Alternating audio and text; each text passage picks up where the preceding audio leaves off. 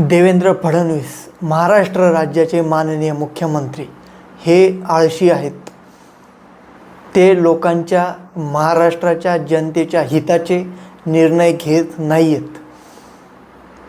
शेतकरी असेल, तरुण असेल, विद्यार्थी असेल किंवा कॉर्पोरेट क्षेत्रातील जे काही मंडळी असतील, कोणाच्याही हिताचे निर्णय देवेंद्र फडणवीस घेत नाही. देवेंद्र फडणवीस निर्णय घेत आहेत अदानी अंबानी यांच्या हिताचे. देवेंद्र फडणवीस हे निर्णय घेत आहेत त्यांचं पक्ष कसे फोडता येईल, प्रादेशिक पक्ष. देवेंद्र फडणवीस हे निर्णय घेत आहेत अमित शहा गुजरात देवेंद्र फडणवीस यांना खुश करण्यासाठीचे. मंडळी, हा संताप यामुळे आहे, सोमवारी छत्रपती संभाजीनगरमध्ये एक मोर्चा झाला, आंदोलन झालं. ते आंदोलन होतं विद्यार्थ्यांचं. आंदोलनाचा विषय होता ज्या काही विद्यार्थ्यांच्या मागण्या होत्या त्या मांडण्यासाठी हे आंदोलन ठेवण्यात आलं होतं. हे आंदोलन महाराष्ट्रातील जे काही यूट्यूबर टीचर आहेत, जसं की विठ्ठल कांगणे सर, निलेश कराळे सर इत्यादी, यांनी ह्या मोर्चाचं आंदोलनाचं नियोजन छत्रपती संभाजीनगर या ठिकाणी सोमवारी आयुक्तालय संभाजीनगर या परिसरामध्ये आयुक्तालयाच्या परिसरामध्ये केलं होतं. आंदोलनाची मागणी होती की त्या ठिकाणी विद्यार्थ्यांचे काही मागण्या आहे त्या सरकारने समजून घ्याव्यात. तर मी सकाळीच आमची टीम, मी तिथं कॅमेरा घेऊन पोहोचलो. तर एकंदरीतच जेव्हा चित्र बघितलं मोर्चाचं, आंदोलनाचं, त्या ठिकाणी सुरुवातीला सकाळी 8-8:30 वाजता आंदोलनापेक्षा पोलिसच जास्त दिसत होते. जवळपास 600-700 पोलिस तिथं बंदोबस्त तैनात करण्यात आलेला होता. आता प्रश्न हा आहे, आंदोलन विद्यार्थ्यांचं होतं तर इतका पोलीस बंदोबस्त, इतका एनर्जी त्या ठिकाणी खर्च करण्याची काय गरज होती महाराष्ट्र सरकारला आणि पोलीस प्रशासनाला? हा एक प्रश्न या निमित्ताने उभा होतो. मंडळी, या आंदोलनासाठी जी मोर्चे बांधणी होती ती विठ्ठल कांगणे सरांनी मागच्या 5 ते 6 दिवसापासून लावलेली होती. मागच्या आठवड्यापासूनच त्या आंदोलनाला कसं बळ देण्यात येईल यासाठी त्यांनी प्रयत्न केले होते. विठ्ठल कांगणे असतील, रविराज साबळे पाटील हे जे सोशल मीडिया इन्फ्लुएन्सर आहेत, यांनीसुद्धा यामध्ये सहभाग घेतला होता. आंदोलन मोठं बनवण्यासाठी प्रयत्न केला होता. संभाजीनगरचं आंदोलन मोठं व्हावं, त्याची चर्चा व्हावी, सरकार दबावात यावं, यासाठी त्यांनी अगोदर क्रांती चौक संभाजीनगर हे ठिकाण, या ठिकाणी आंदोलन करण्यात येईल अशी मागणी पोलिसांकडे केली. पण पोलिसांनी त्यांचं ऐकलं नाही आणि त्यांना विभागीय आयुक्त कार्यालय संभाजीनगर या परिसरात आंदोलनासाठी परमिशन दिली. बरं, परमिशन अशी दिली तिथं स्टेजसुद्धा टाकून नाही देण्यात आलं. मग कोणीतरी त्या ठिकाणी एक ट्रॅक्टर आणलं, ट्रॅक्टरची ट्रॉली आणली, त्यामध्ये उभा राहून आंदोलकांनी, त्यांच्या विठ्ठल कांगणे सरांनी, त्यांच्या टीमनी तिथं भाषण दिलं. मग 8-8:30 नंतर मी तिथं पोहोचलो. फारशी गर्दी काही जमली नव्हती. प्रश्न हे होते की बाबा या आंदोलनाला कोणी येईल का, सपोर्ट भेटेल की आंदोलनाला, असे प्रश्न होते. पण नंतर विद्यार्थी येऊ लागले, अनेक विद्यार्थी पायी आले. आता संभाजीनगरमध्ये विदर्भातून येणारे विद्यार्थी आहेत, बीड, लातूर, त्याच्यानंतर धाराशिव ह्या साईडचे पण बरेचसे विद्यार्थी संभाजीनगरमध्ये अभ्यास करण्यासाठी येतात, स्पर्धा परीक्षेची तयारी करतात, MPSCची तयारी करतात. पण त्या ठिकाणी मोर्चामध्ये युवक एकत्र झाले. नंतर 100, 200, 300, 500 करता ही गर्दी 5,000-6,000 आंदोलकांपर्यंत गेली. विद्यार्थी जमा झाले. नंतर मोर्चामध्ये अनेक जणांनी फलक लावले होते की पोलीस भरतीसाठी वयवाढी द्या, MPSCचे पेपर ऑफलाईन घ्या, ऑनलाईन परीक्षा घेतल्यामुळे त्यामध्ये मोठ्या प्रमाणात घोळ होत आहेत, अशी विद्यार्थ्यांची मागणी होती. मग एक करता तिथं मोर्चे बांधणी सुरू झाली, नारे देण्यात आले. फडणवीस यांच्या विरोधात सुद्धा विद्यार्थ्यांमध्ये, सरकारच्या विरोधात विद्यार्थ्यांमध्ये तणाव होता, संताप होता. त्या ठिकाणी त्याच्यानंतर विठ्ठल कांगणे सर आले, रविराज साबळे पाटील हे आले कॉक्रोच जनता पार्टीचे संस्थापक अभिजित दीपके हे सुद्धा त्या ठिकाणी आंदोलनाला उपस्थित होते. ते दिल्लीवरून आले होते.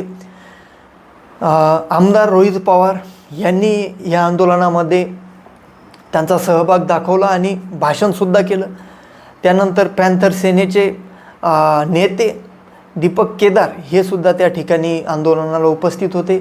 शेतकरी संघटनेचे कार्यकर्ते मोठ्या प्रमाणात तिथं आलेले होते. रविकांत तुपकर यांनीसुद्धा त्या ठिकाणी विद्यार्थ्यांच्या प्रश्नांना समजून घेऊन मुख्यमंत्र्यापर्यंत पोहोचवण्यासाठी प्रयत्न केले. तर एकंदरीतच कार्यक्रमाला बघता बघता मोठं स्वरूप आलं, आंदोलनाला मोठं स्वरूप आलं. आणि मी कॅमेरा घेऊन इकडं तिकडं उभा होतो, फिरत होतो. विद्यार्थ्यांमध्ये एक संताप होता, पाऊस पडत होता. असं वाटलं की हे आंदोलन पावसामध्ये कुठंतरी भरकटेल आणि हे कार्यक्रम लवकरच संपेल. पण मंडळी तसं झालं नाही. पाऊस सुरू असतानासुद्धा पोरांचं येणं, एकत्र येणं थांबलं नाही. अनेक ठिकाणाहून ती विद्यार्थी आले होते.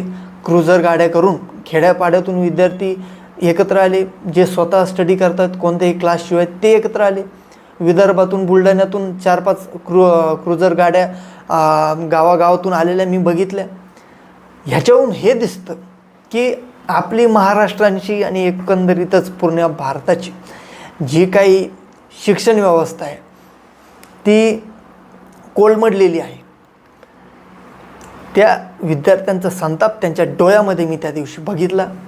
एक जर्नलिस्ट म्हणून मी माझा कॅमेरा बंद केला आणि ठरवलं की फक्त आज या आंदोलनामध्ये कोणाचेही इंटरव्ह्यू घ्यायचा नाही, काही कोणाचा पॉडकास्ट करायचा नाही, कोणाला प्रश्न विचारायचे नाही.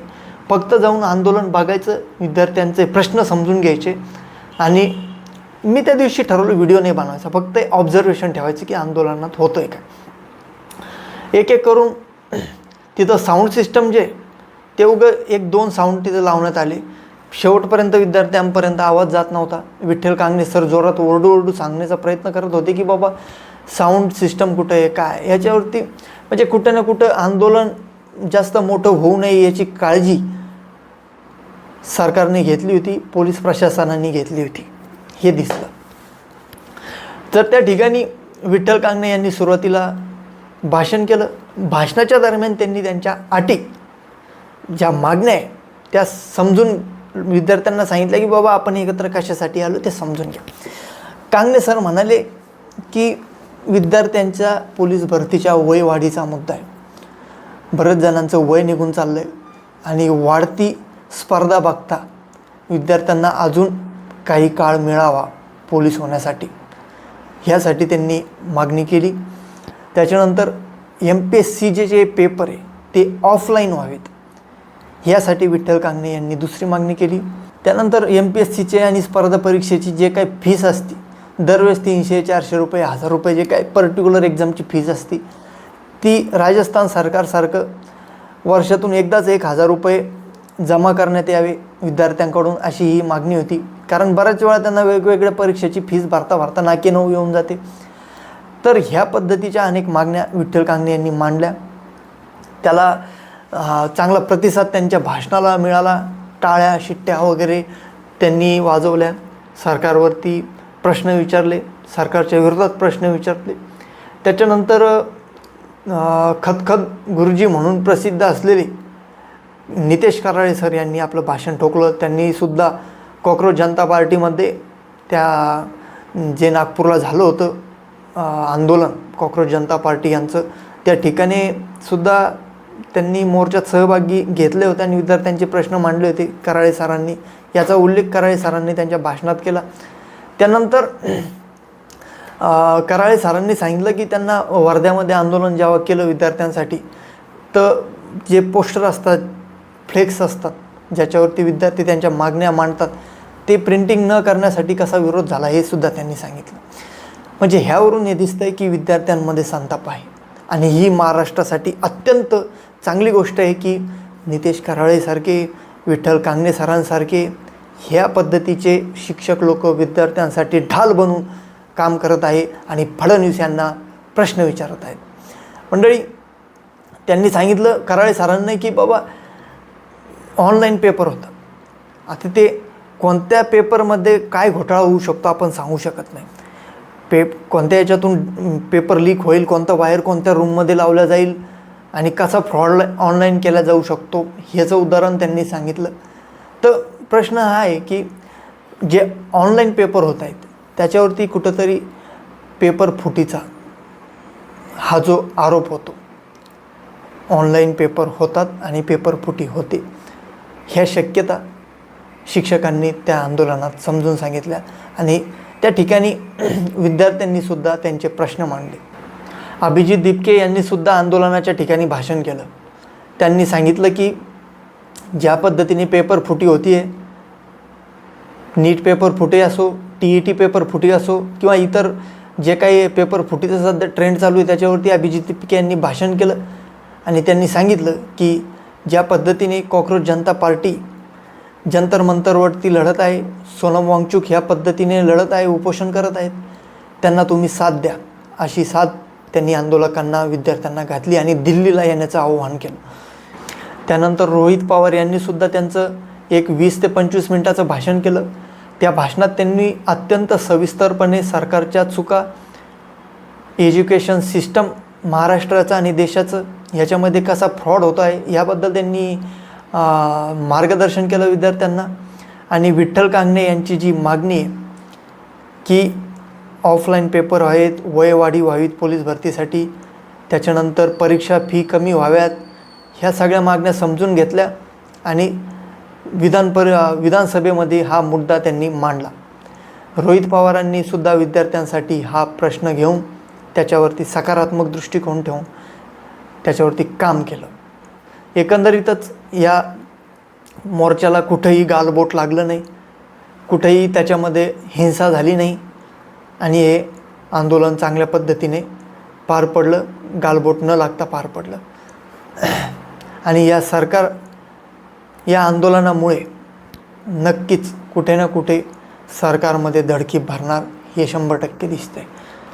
विद्यार्थ्यांच्या मागण्या साध्या आहे, जसं पेपर फुटीवरती काहीतरी कडक कायदा आणावा, त्यानंतर पोलीस भरतीच्या वयवाढीसाठी काहीतरी उपाययोजना व्हाव्यात, त्यानंतर MPSCचे स्पर्धा परीक्षेचे जे काही ऑनलाईन पेपर होत आहेत ते ऑफलाईन घेण्यात यावे, जेणेकरून ऑनलाईन होणारा फ्रॉड कमी होईल. या सर्व मागण्या आता देवेंद्र फडणवीस झोपेतून जागे होऊन ऐकतील का, हा प्रश्न माझा सरकारला आहे. या निमित्ताने तुम्हाला या सर्व विद्यार्थ्यांच्या मागण्याबद्दल, एज्युकेशन सिस्टमबद्दल काय वाटतं कमेंट बॉक्समध्ये सांगा आणि चॅनलला सबस्क्राईब करून सहकार्य ठेवा. मी मंगेश उसे, धन्यवाद.